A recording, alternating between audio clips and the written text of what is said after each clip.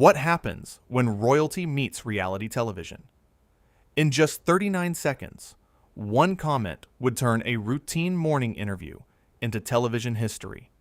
This is the story of how Meghan Markle went from guest to gone on Good Morning America. It started like any other Tuesday morning. The Good Morning America studio was buzzing with its usual energy. Cameras positioned perfectly. Lights adjusted just right. The crew moved around with practiced precision. Lara Spencer sat in her chair, reviewing her notes one last time.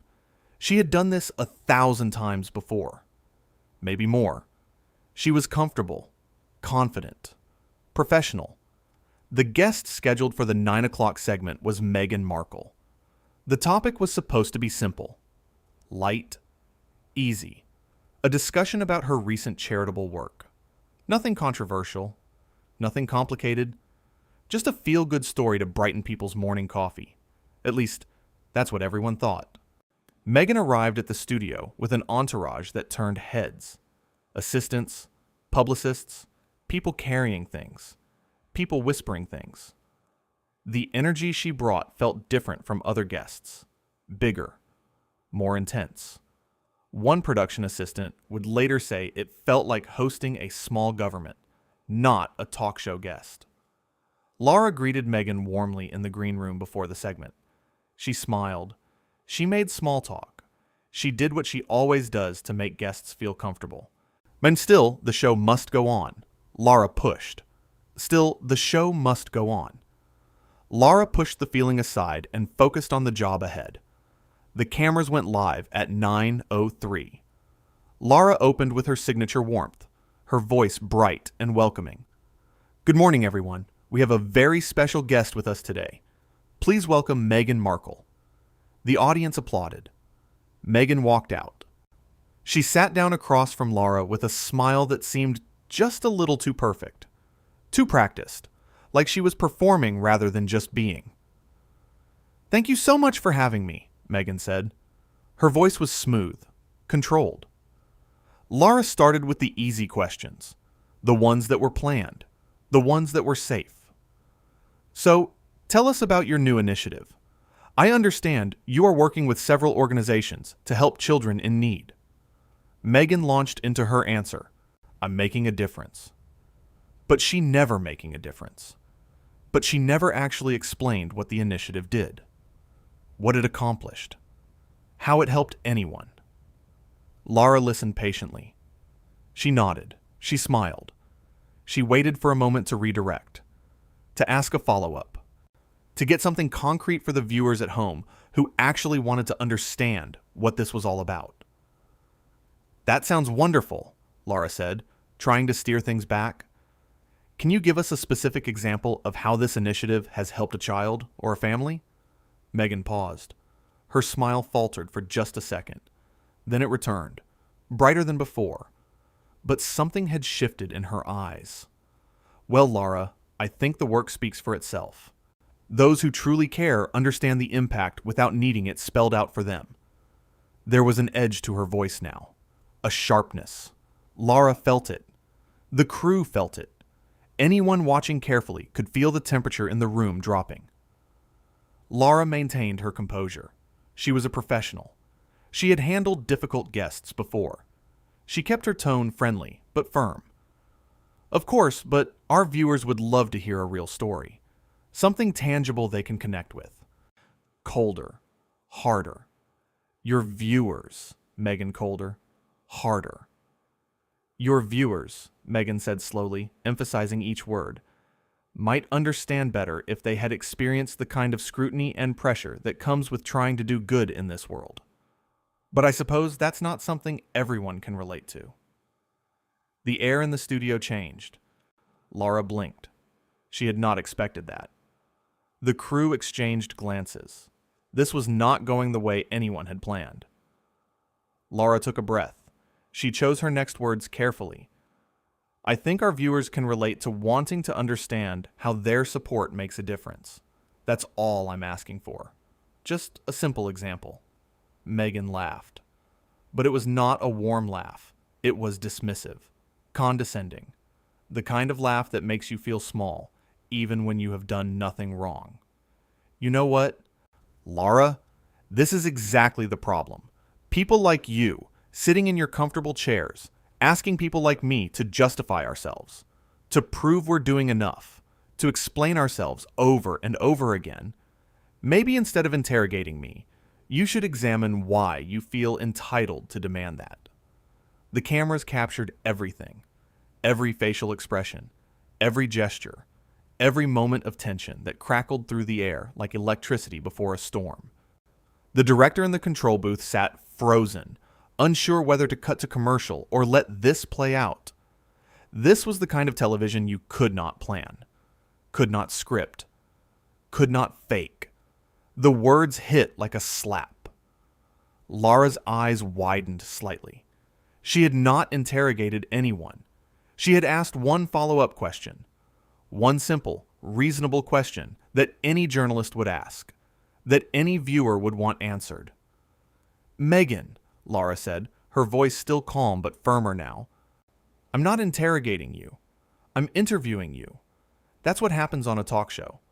Guests come on, hosts ask questions, and viewers learn something. That's how this works." Meghan stood up. The movement was sudden, dramatic.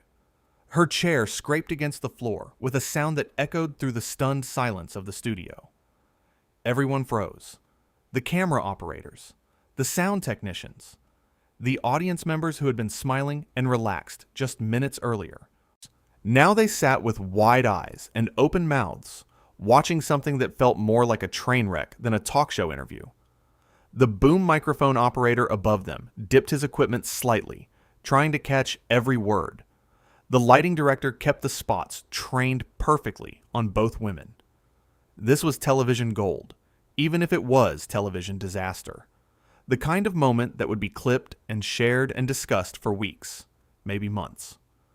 "That's how this works for you," she said, her voice rising.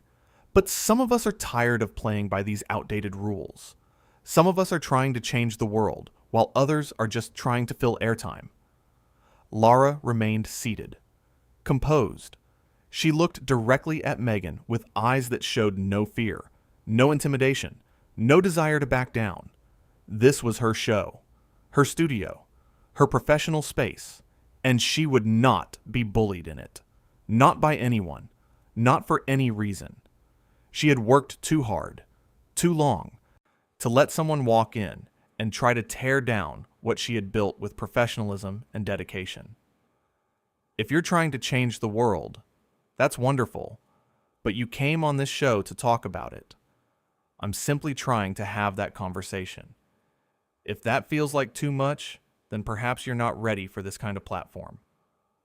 That was it. The breaking point. Meghan's face flushed red. Her hands clenched into fists at her sides. Not ready? Not ready? And you're going to sit there and tell me? And you're going to sit there and tell me I'm not ready? The camera operators did not know where to point their cameras. The audience sat in stunned silence. This was live television, national television, and it was falling apart in real time. Lara stood up now too. She matched Meghan's energy, but kept her voice level, professional. "Meghan, I respect everything you've been through, but right now, you're on my show. And if you cannot have a respectful conversation, then maybe we need to end this segment." Meghan's eyes flashed. She looked around at the cameras, at the crew, at the audience, then back at Lara. "Your show," Meghan repeated, her voice dripping with disdain. "Your show. How typical. How absolutely typical. You know what? You're right." "Me?" Lara opened her mouth to respond. But me?" Lara opened her mouth to respond, but Meghan was not finished. "Let me tell you something, Lara Spencer. You are everything that is wrong with media today. You pretend to care about important issues, but all you really care about is getting your soundbite, your moment, your ratings. Well, congratulations. You got your moment. But I hope it was worth it." The studio was silent. completely silent. Lara stood there, her face calm, but her eyes showing the hurt of being attacked so viciously for simply doing her job. "I'm sorry you feel that way," Lara said quietly.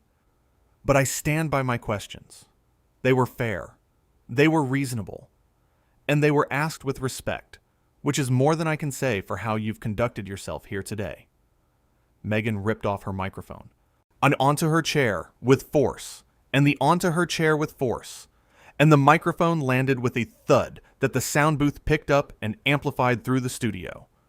It was a gesture of pure contempt, pure dismissal, the kind of dramatic exit move that someone makes when they think they are the most important person in the room, and everyone else should recognize it.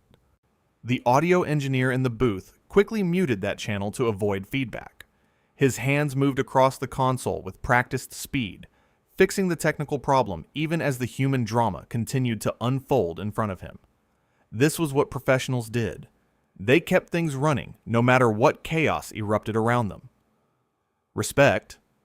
You want to talk about respect? You have no idea what that word means. You sit here in your little studio, judging people, questioning people, demanding things from people who are actually out there making a difference. And you call that respect? One of the producers stepped forward from the shadows.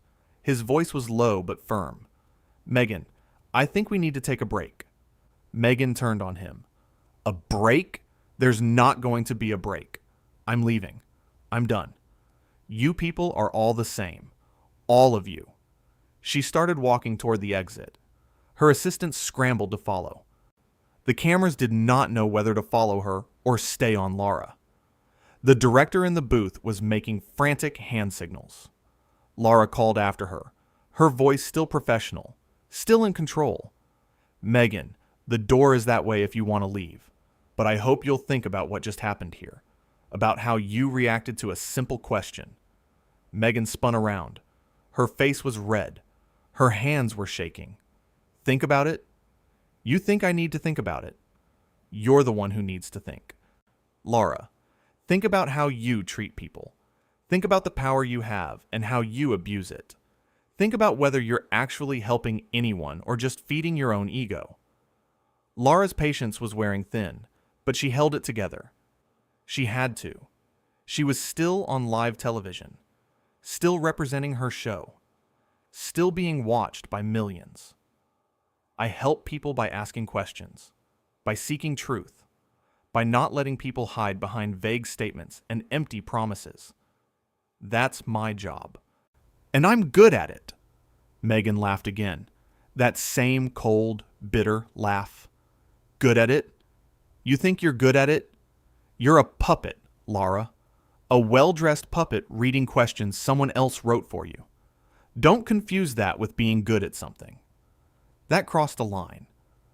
Lara's expression hardened. Her voice dropped. It was still professional, but there was steel in it now.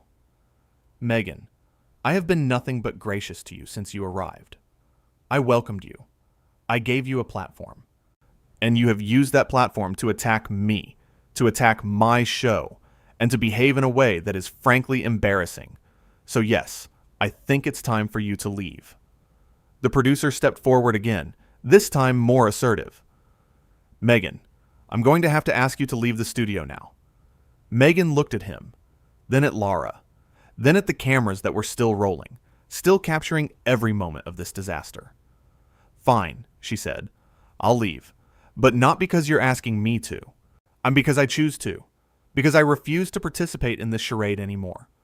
She turned and walked toward the exit. Her team followed behind her like ducklings following their mother. The studio door opened. Light flooded in from the hallway. And then she was gone. Lara stood there for a moment. The cameras were still on her. The audience was still silent. She took a breath, collected herself. Then she looked directly into the camera and spoke. "Well," she said, her voice steady, "that was unexpected. I want to apologize to our viewers for what just happened. We invited Meghan Markle here today to discuss her charitable work. I asked her questions that I thought were fair and important. Questions that you, our viewers, deserve to have answered. Unfortunately, she disagreed with that approach. She paused, looked down at her notes, then back up at the camera. I stand by my questions. I stand by my approach. And I stand by the belief that when someone comes on a talk show to promote their work, they should be willing to actually talk about that work, to explain it, to share it. That's not interrogation. That's conversation. And if that's too much to ask, then perhaps they shouldn't be seeking the platform in the first place.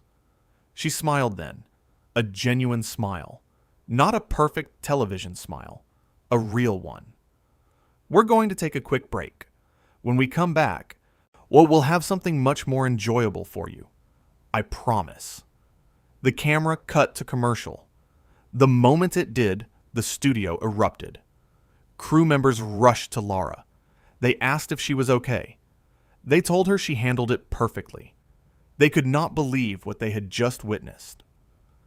Lara sat back down in her chair. She took a sip of water. Her hands were shaking just slightly, but her face was calm. She had been through worse. She would get through this too. In the hallway outside, Meghan was still ranting. Her voice carried back into the studio. She was on her phone now, talking to someone. Her words were harsh, angry. She kept saying things like unbelievable and disrespectful and ambush.